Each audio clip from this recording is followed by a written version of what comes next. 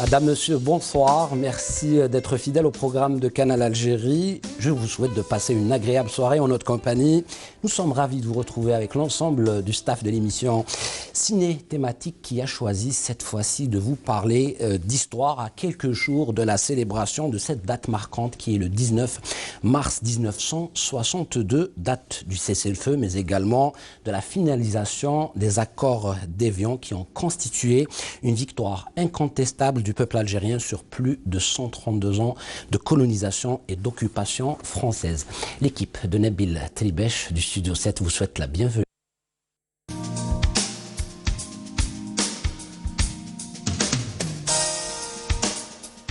Le message de ce soir, le message d'aujourd'hui, nous demandons aux jeunes d'aller chercher dans les livres d'histoire et de découvrir dans les musées le passé des peuples colonisés de l'Afrique et de l'Asie. Car la première tâche de la liberté, plus souvent conquise qu'acquise, est d'aller à la longue quête du passé, car il pèse tout son poids sur le présent, et c'est sur lui que l'avenir se greffe. Ces propos sont tirés du premier documentaire de l'Algérie indépendante, chers amis téléspectateurs, réalisé par le cinéaste Ahmed El-Ajdi, intitulé L'aube des damnés, Fajr al-Mu'addabin de 1964, s'appuyant sur la pensée de France Fanon, Les damnés de la terre. Ce documentaire d'archives inédites est le fruit d'un travail collectif de René Vautier, de Mouloud Mamri, d'Ahmed El-Ajdi, d'Abderrahmane Boukermouh et bien d'autres. Sans plus tarder, chers amis téléspectateurs, je vous invite à découvrir un extrait de votre documentaire de ce jeudi soir. Quête d'abord chez nous, bien sûr, dans ce qui demeure du passé, dans les objets fabriqués par nos mains.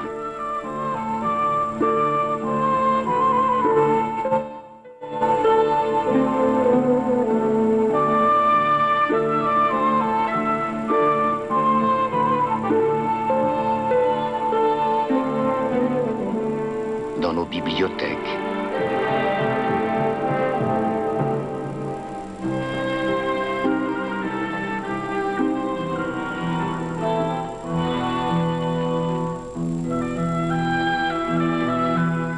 Dans les restes de nos villes détruites, oubliées, nos pierres, nos monuments.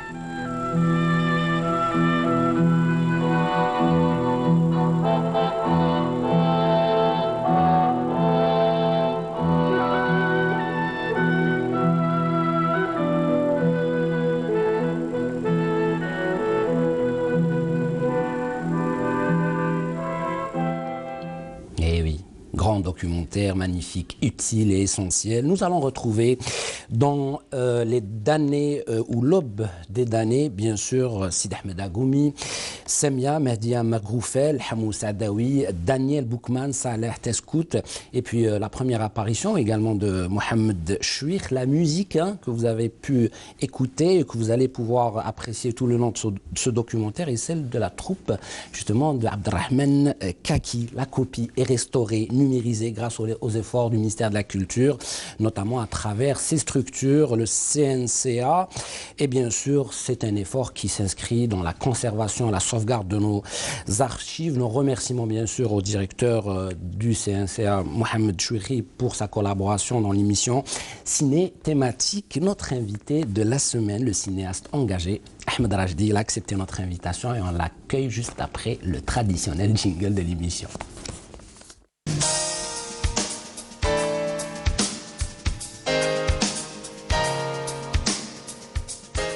Monsieur Ahmed El-Ajdi, bonsoir.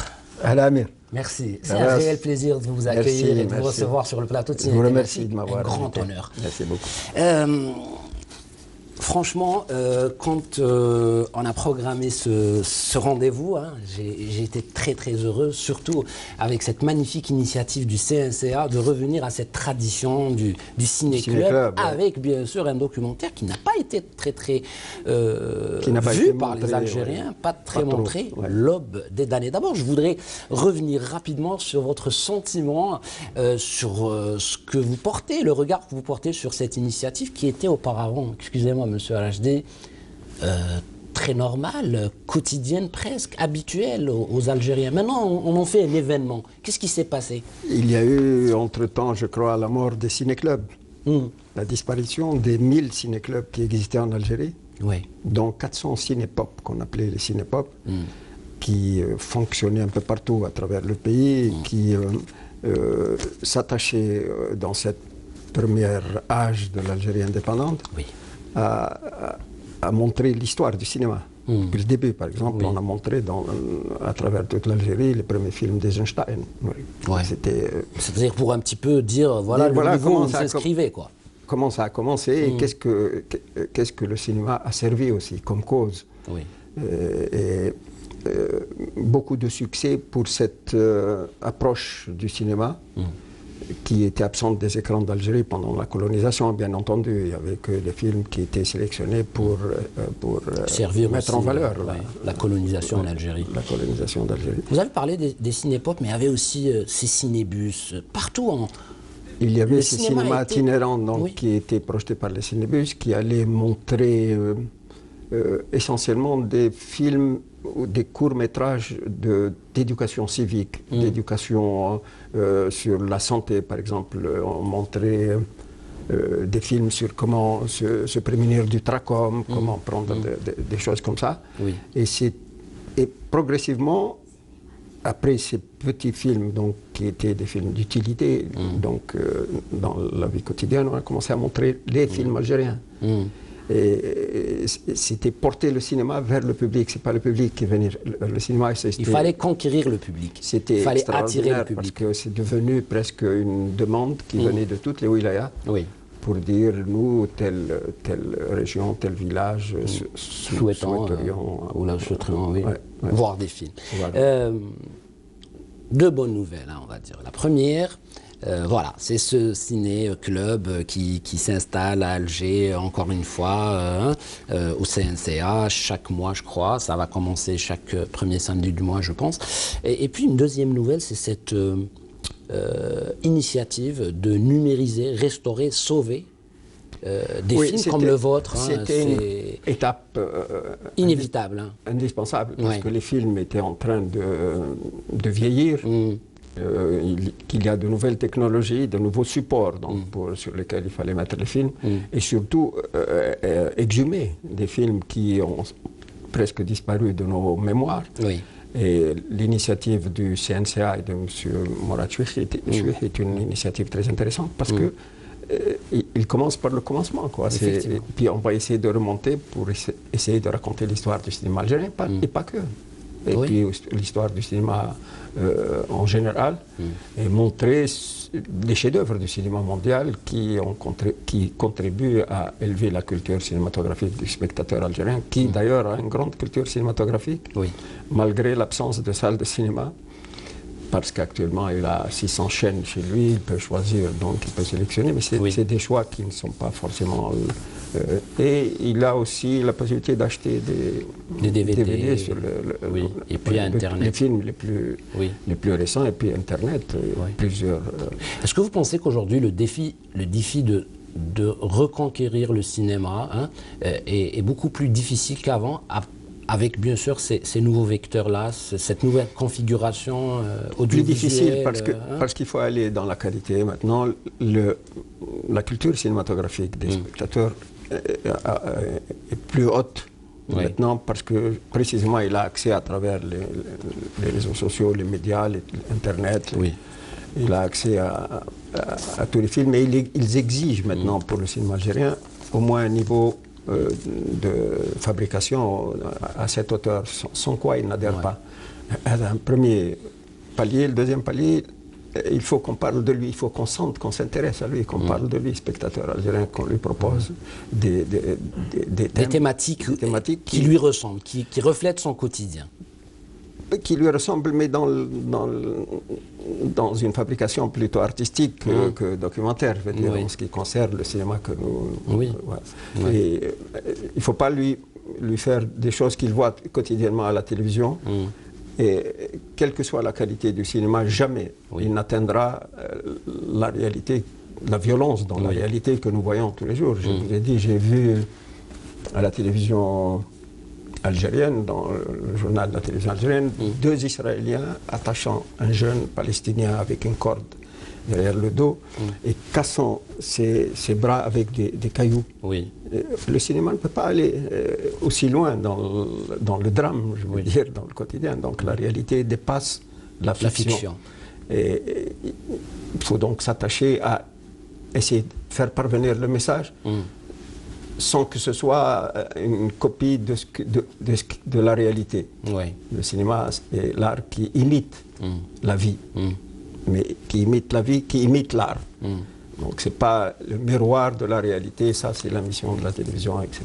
Effectivement, quand on regarde votre biographie, on la lit attentivement, on est frappé par quelque chose qui est le fait que vous soyez attiré.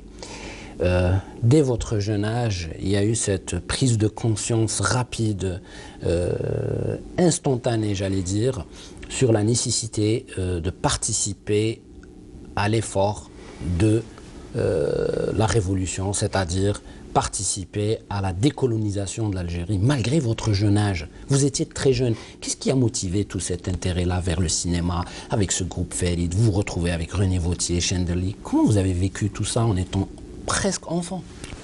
En fait, c'était une réaction presque naturelle qui allait presque répondre à ce qu'on nous essayait de nous bourrer le crâne dans l'école, à l'école déjà française. Oui.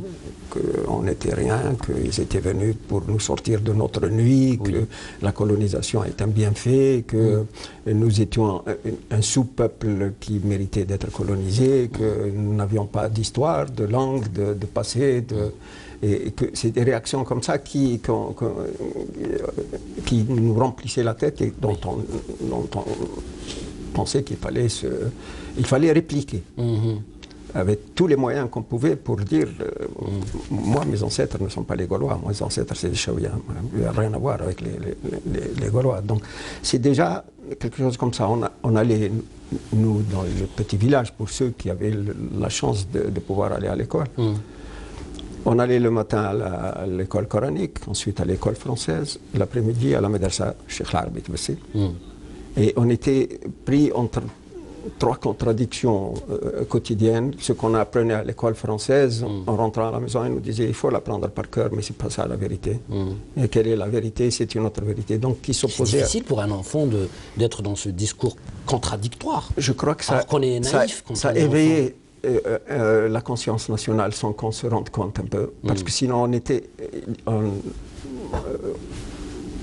était sous un feu croisé, oui, de dépersonnalisation et d'effacement du visage de la réalité. Et ma première réaction, moi, quand j'ai essayé de faire du cinéma, c'était de dire c'est pas vrai, tout ce qu'ils nous disent, c'est pas vrai. Ils ont le droit de dire ça, je veux dire, mais nous prenons le droit de nous défendre contre cette occupation des têtes, de l'esprit, cette volonté d'effacer. On n'avait pas le droit de parler en arabe, même dans une cour d'école. On ne pouvait pas communiquer entre nous en arabe. On avait développé cette petite conscience, plus bien entendu à côté, et les parents, et ceux et celles que vous avez bien évidemment côtoyés, rencontrés durant votre vie, quoi. Bien sûr, comme tous les Algériens qui ont vécu donc cette période et dont on n'a pas assez parlé. Encore maintenant, dont on n'a pas assez parlé, c'est une période qui a été catastrophique en ce sens qu'ils sont venus nous effacer en disant nous sommes venus vous apporter la paix, la joie, la découverte d'une fraternelle dissemblance. C'est déjà on vient régler vos problèmes de tribu là, quand vous le dites si bien dans... Vous étiez des tribus, oui, nous sommes venus vous faire de vous un peuple. Et nous étions un peuple 6000 ans pendant qu'eux étaient tribus, 6000 ans avant eux étaient des tribus, et nous leur avons apporté et la paix et la découverte de la fraternelle dissemblance. C'est nous qui l'avions apporté, c'est pas eux. Mais quand ils sont venus en fait dans un mouvement d'ensemble de l'Europe. Quand on est dans une toute petite unité comme celle du groupe Farid, le fameux groupe Farid cinématographique de l'ALN, d'abord, on a cette chance-là d'être avec ces personnes engagées. Mais en face, on a le défi, le challenge de casser une machine incroyable de propagande colonialiste et coloniale. Est-ce qu'à un moment donné, vous vous êtes dit, vous vous êtes regardé, vous vous êtes dit, la mission va être vraiment difficile et risque qu'on échoue? Je ne crois pas qu'on avait cette... Est-ce qu'il fallait une force supérieure? Est-ce qu'il fallait s'armer de quelque chose de très puissant, de plus fort pour contrecarrer cette campagne il fallait trouver les arguments massive? Il fallait trouver les arguments sans être réactif à l'instant, je veux dire, où on apprenait ça.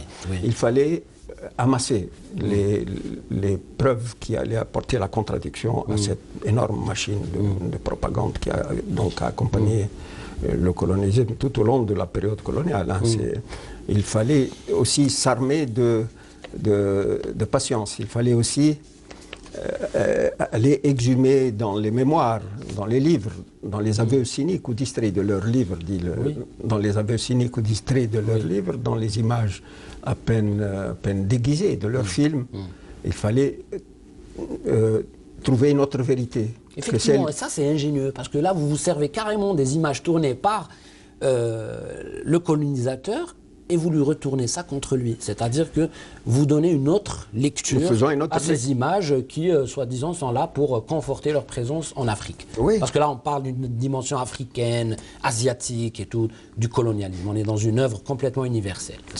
En fait, nous ne voulions pas nous couper de ce qui était notre environnement politique et social qui était essentiellement la région dans laquelle on baignait. Et le combat n'était pas seulement nous libérer, nous, aux dépens de tous les autres, c'est même l'inverse qui s'est passé. L'idée, c'était que l'œuvre coloniale est une œuvre qui a été pensée, réfléchie, et qui a précédé l'industrialisation de l'Europe. Au point qu'ils ont fait une rencontre, on appelle ça la conférence de Versailles, où tous les dirigeants européens se sont rencontrés pour dire, voilà, nous sommes maintenant à la porte d'une nouvelle ère qui va être l'ère de l'industrialisation. Pour cela, il nous faut de la matière première, des usines pour les transformer, des marchés pour les couler avec des bras dans la mesure du possible qui ne coûtent pas trop cher. Et qui ne coûtent rien du tout. Et qu'il fallait pour cela donc faire partir des colonnes militaires et, de tous les pays, y compris la Russie des tsars. Il fallait partir à la découverte ou à l'occupation de territoires sur lesquels il fallait juste implanter un drapeau, et vous regardez la carte d'Afrique actuellement, elle est coupée à la hache. Ce ne sont pas les frontières naturelles. Il y a des familles qui se sont trouvées, parce que séparées par une ligne tracée à la règle sur une carte, des familles se sont trouvées dans deux pays différents. Et ils ont fait partir des colonnes qui sont parties dans tous les sens, et de tous côtés. Et ils ont eu même entre eux beaucoup de problèmes, parce qu'il y a eu quelquefois des affrontements entre eux. Moi, je vais occuper ça. Le territoire de l'autre, et on va se partager un territoire. Et ça, c'est les séquelles du colonialisme. Des pays comme le Cameroun ont été occupés par quatre pays différents. Parce qu'il y avait 4 colonnes qui arrivaient, et chaque colonne, et ils se faisaient même la guerre pour cela. Quand on vient juste d'obtenir, d'arracher sa liberté, son indépendance, et on pense à faire un film hommage, parce que c'est un hommage à toute l'Afrique, à ces peuples colonisés d'Afrique et d'Asie aussi, on essaye bien sûr de trouver les meilleurs ingrédients pour en faire véritablement un travail consistant, à l'image de ce qu'a justement enduré le peuple algérien particulièrement, et bien sûr en général ce qu'ont enduré les peuples colonisés. Et là il y a une rencontre magnifique entre vous et Mouloud Amamri. Et j'ai remarqué que le commentaire de Mouloud Amamri a intensifié, mais d'une manière incroyable, énorme, les images, déjà fortes, déjà puissantes, déjà qui nous affectent. Hein, quand on voit les images du 8 mai au Maroc, en Tunisie, en Algérie, ces milliers de cadavres par terre, brûlés au napalm. À Madagascar. À Madagascar, et aussi... mais le commentaire de Mouloud Maamri, il vient nous saisir, mais d'une manière, j'allais dire, très violente. En fait, c'était cette rencontre avec Mouloud Maamri était essentielle parce qu'on a tout de suite vu qu'on partageait les mêmes soucis de mémoire, oui, de récupération de la mémoire. Et d'emblée, dès qu'on s'est rencontrés, on ne se connaissait pas évidemment, d'emblée, moi je suis allé le voir, donc il était enseignant à la fac d'Alger. Et c'est quelqu'un qui vous l'a présenté, un autre grand homme. Katabi Yassine n'était pas dans cette aventure? En fait, j'avais d'abord demandé à Katabi Yassine. Voilà. Il m'a dit, tu sais, pour ces trucs-là, parce que si tu vas faire un film avec moi, ça va être de la fiction, ça va être... Et puis moi, il dit, je suis un peu au deuxième degré. Lui, il est dedans. Il m'a conseillé d'aller... Mouloud Maamri, ils étaient, je crois, dans l'Union des écrivains. Exactement. C'est ça qui... Il m'a conseillé Mouloud Maamri, il m'a même donné son téléphone. Donc j'ai appelé Mouloud Maamri, il m'a donné rendez-vous à la fac, à la brasserie des facs, en face de la faculté centrale d'Alger. Je suis allé, j'ai attendu longtemps, 1 heure au café. On ne se connaissait pas physiquement. Et puis en partant, lui, il était sur la terrasse. Il m'attendait dehors. D'accord. Et en sortant, il a vu que je cherchais. Il m'a dit, tu es Rachdi, tu es Maamri. Il m'a dit, ouais, ça fait 1 heure que je t'attends. Il dit, moi aussi, ça fait 1 heure dedans. Oui. Et je lui ai exposé le projet. Je lui ai dit, voilà ce qu'on souhaiterait faire. Il m'a dit, c'est pas une petite chose, il m'a dit, parce que si tu veux raconter l'histoire de la colonisation, ça va être... ah oui, parce que si on démarre de l'Afrique du Nord et en arrivant jusqu'à l'Afrique du Sud avec l'apartheid et la ségrégation raciale... En fait, je lui ai dit, je ne veux pas raconter l'histoire de la colonisation, bien sûr, ou la décolonisation, parce que je sais que c'est énorme, mais je voudrais qu'on ouvre un dossier dans lequel on va mettre les pièces essentielles qui montrent la violence de l'occupation coloniale et le vrai sens, le vrai but de cette occupation coloniale, c'est une occupation des terres, des esprits, un effacement de la mémoire. Et de la déconstruction d'identitaire aussi, identité.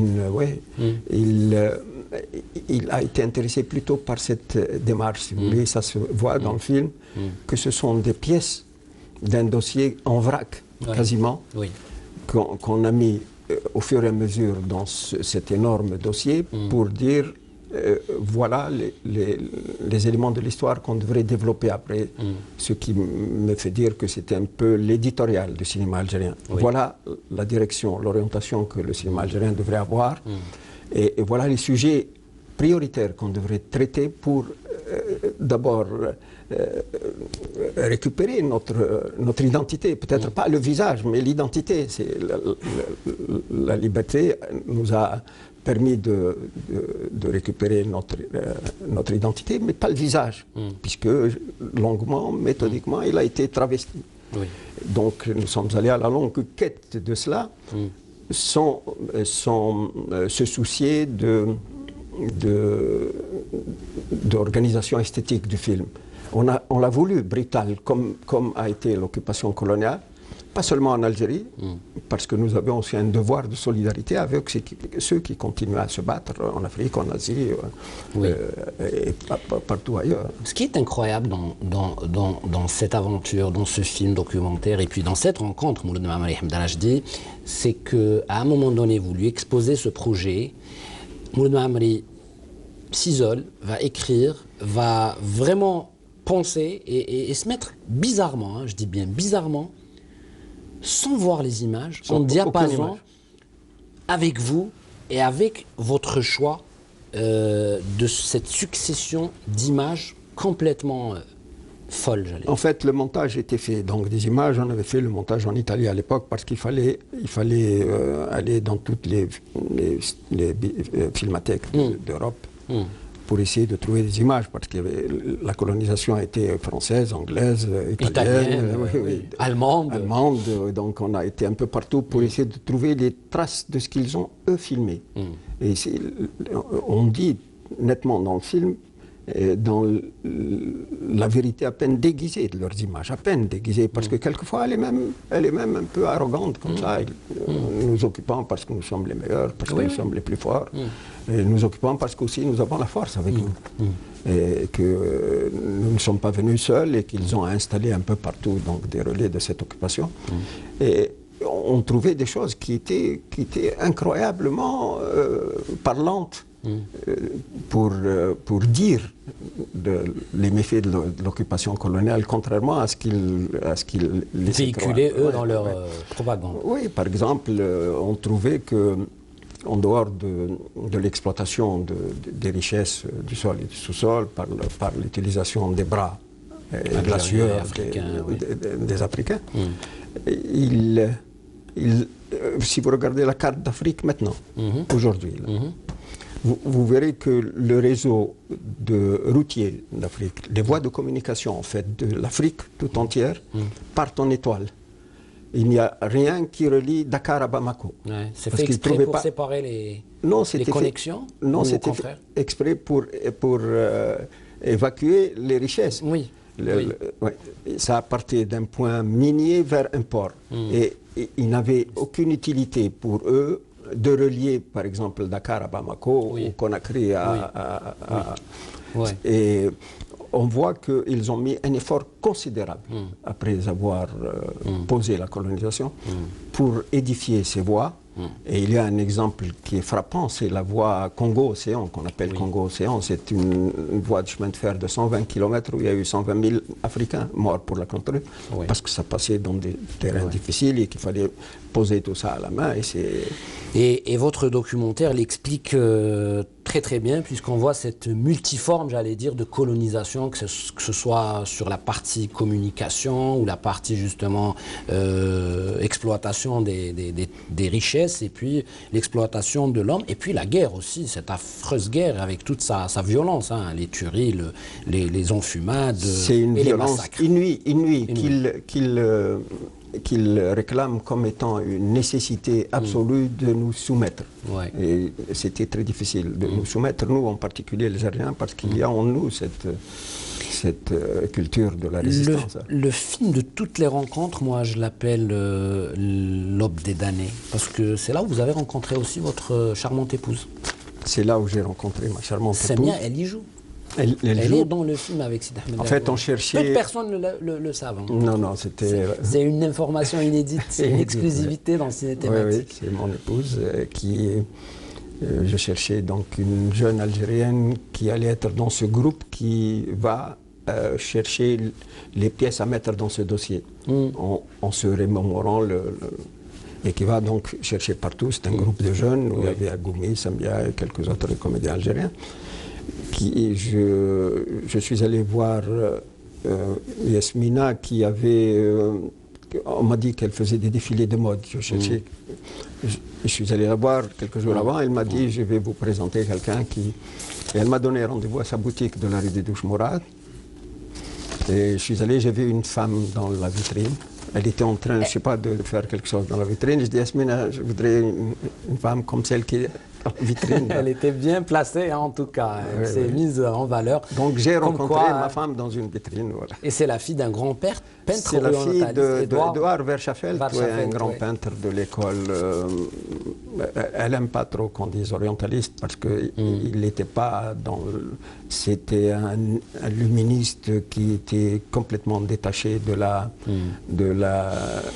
horde de peintres orientalistes qui sont venus, bien sûr, qui ont regardé l'Algérie mais qui ne l'ont pas vu. Exactement.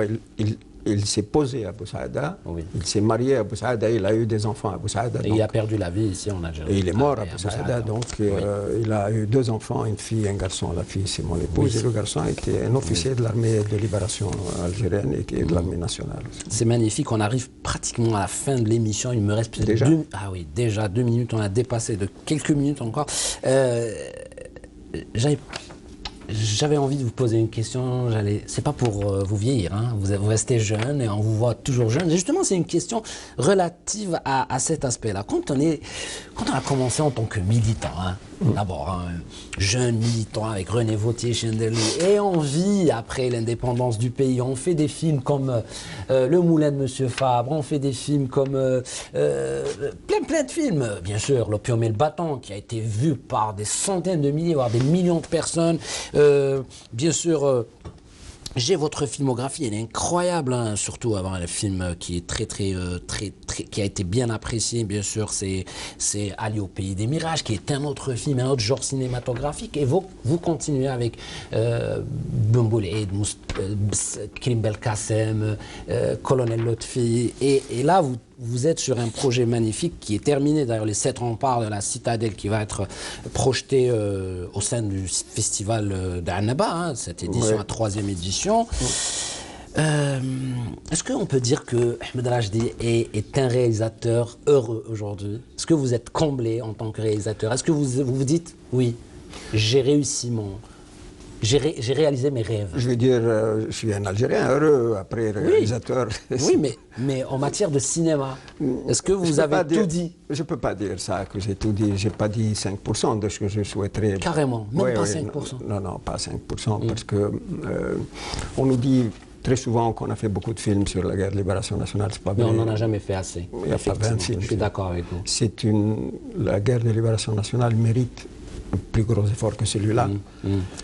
Je crois savoir qu'il y a eu des instructions de M. le Président de la République pour dire mettez les efforts, les moyens pour qu'il y ait irrigation de la mémoire des nouvelles générations, en faisant une première série de films sur les historiques, sur les pères fondateurs, si vous voulez.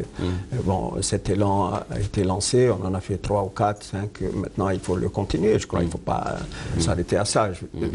Le cinéma peut être aussi une industrie, puisqu'on parle plus d'industrie que de culture. Là, le cinéma peut passer maintenant de cinéma culturo-national à industrie cinématographique. Économique. Cinéma économique.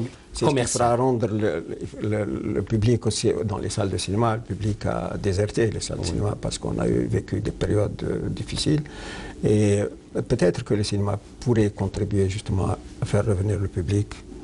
Et on termine sur cette bonne note et cette bonne espérance, j'allais dire, pour que le cinéma algérien rayonne encore une fois. Je vais vous raconter une petite histoire. Rapidement. Histoire très rapidement. Oui. Il y a un auteur français qui a visité 3 pays la moitié du 19e siècle. Il est allé en Égypte, en Tunisie et ici en Algérie. Oui. Et en revenant à Paris, ils étaient obligés d'aller dans les salons littéraires pour dire qu'est-ce qu'ils ont vu. Oui. Il a vu l'Égypte, il a dit l'Égypte, c'est un pays où il y a 70% du patrimoine archéologique mondial, mais c'est sous la poussière. On ne sait plus quelle étape de l'histoire est là. La Tunisie, il a dit, c'est un pays qui est entre le Beylika, entre le Tunisien, et c'est un petit pays tranquille. Et l'Algérie, c'est un peuple qui a fatigué l'histoire. Ah oui, c'est tellement fort, hein, et c'est des propos incroyables. Encore une fois... moi, je dirais que c'est l'histoire qui nous a fatigués. Oui, effectivement. Monsieur Ahmed Rachdi, j'étais ravi de vous accueillir avec l'ensemble, bien sûr, de l'équipe de Ciné Thématique. Merci à tous. Honoré de vous avoir parmi nous pour ce numéro spécial, hein, j'allais dire, chers amis téléspectateurs, parce que c'est un numéro spécial, c'est... le retour, bien sûr, de l'Aube des damnés, parce que c'est un film, encore une fois, numérisé. Vous allez voir la qualité, elle est merveilleuse, que ce soit sur la bande-son ou l'image. C'est les efforts, bien sûr, de la restauration pour la sauvegarde de notre patrimoine filmique. C'est les efforts du ministère de la Culture qui fait un effort pour récupérer tous les films. Tous les films, c'est tous les acteurs du cinéma algérien. Donc, je vous dis merci encore, Monsieur Rachdi, pour tous les films qu'on a passés aussi grâce à vous dans Ciné Thématique. Hein. Votre filmographie est riche et nos amis réclament beaucoup vos films. En tout cas, on vous souhaite bon courage et bon vent pour les 7 remparts de la Citadelle. Quant à moi, chers amis téléspectateurs, je vous dis au revoir. Je salue l'équipe technique qui nous a soutenus ce soir, ce jeudi, l'équipe du Studio 7. À la semaine prochaine. Au revoir. Merci beaucoup. Merci.